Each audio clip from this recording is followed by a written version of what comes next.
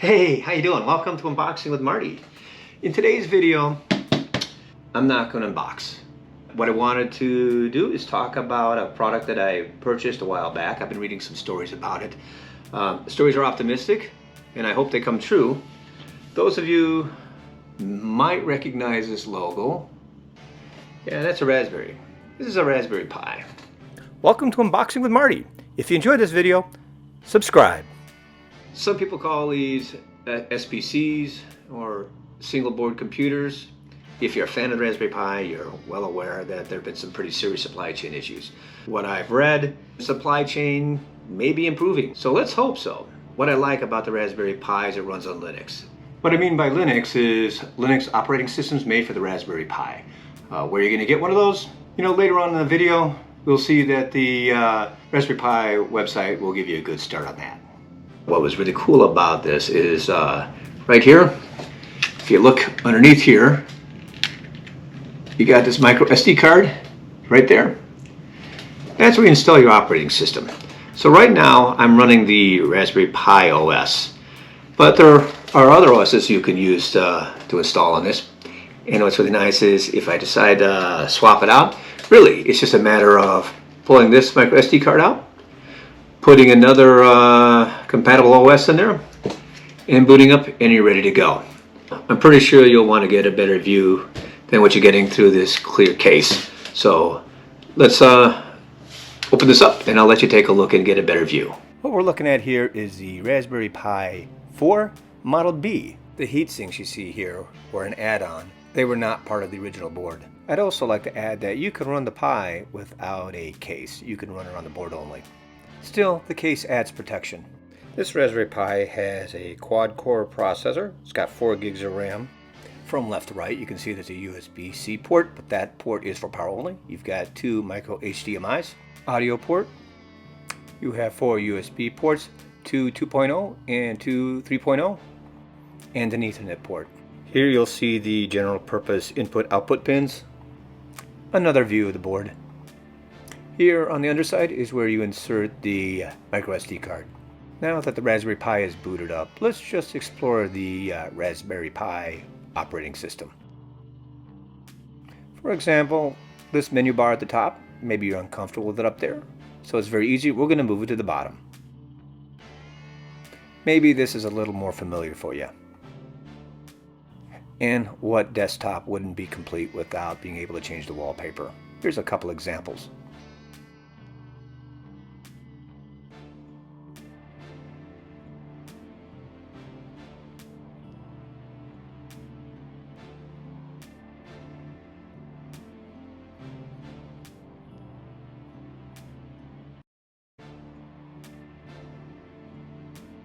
Chromium is the web browser that comes with the Raspberry Pi operating system.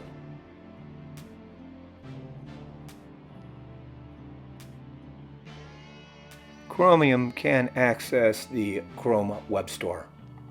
So have a look around.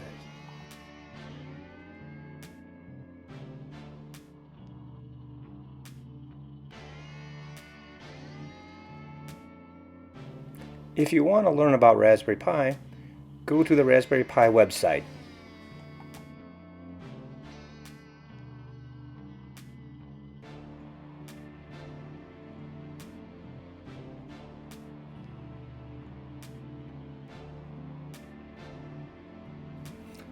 The hardware tab is going to be interesting because this is where you can research, shop, and possibly even buy the Raspberry Pi hardware you're looking for.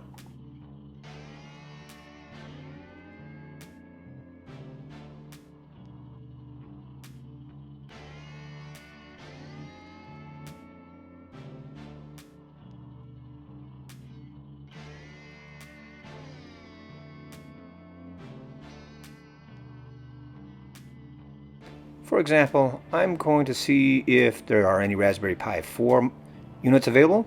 I'm going to explore and see what options there are.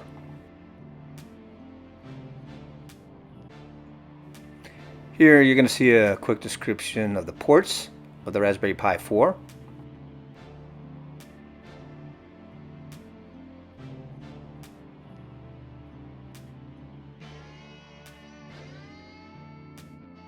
Select a retailer of your choice.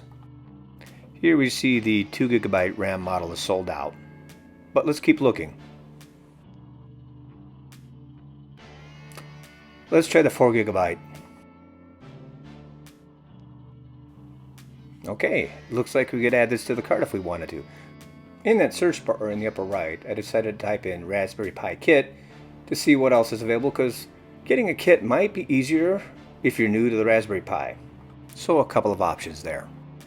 Okay, this is the part of the website that tells you how to create your Raspberry Pi OS operating system. As for the Raspberry Pi Imager, I've used the Windows edition. It was simple and easy to use. They also provide a documentation tab, and there's more tabs to view, but we're going to get back to the OS. Alright, let's take a look at the OS itself and see what comes packaged. The Office Suite was not part of the original setup, but through the recommended software, it's very easy to add on.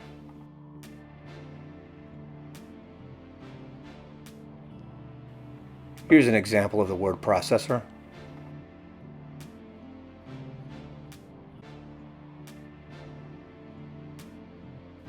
Here's an example of the spreadsheet.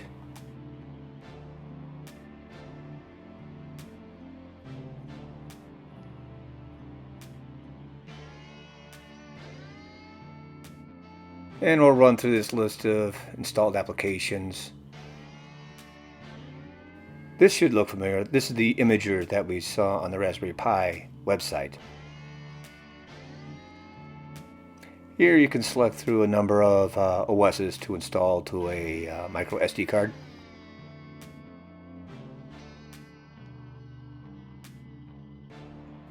This one looks familiar, Ubuntu. That's right. Through the Imager you can create yourself an Ubuntu disk, or you might call it an operating system or OS.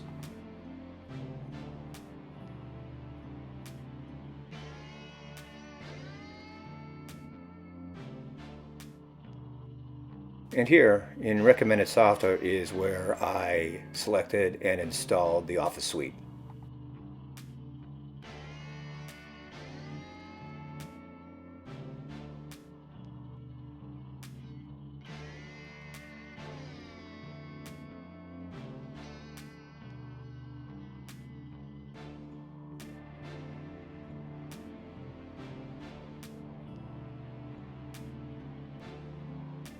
The check mark you see here shows that it's been installed.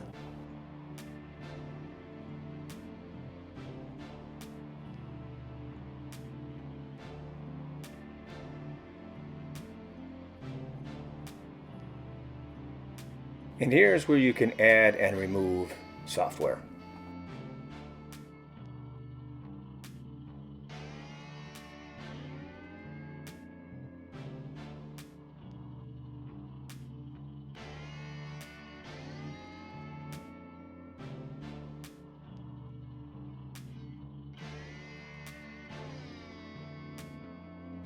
And of course, here's your shutdown, reboot, or log out.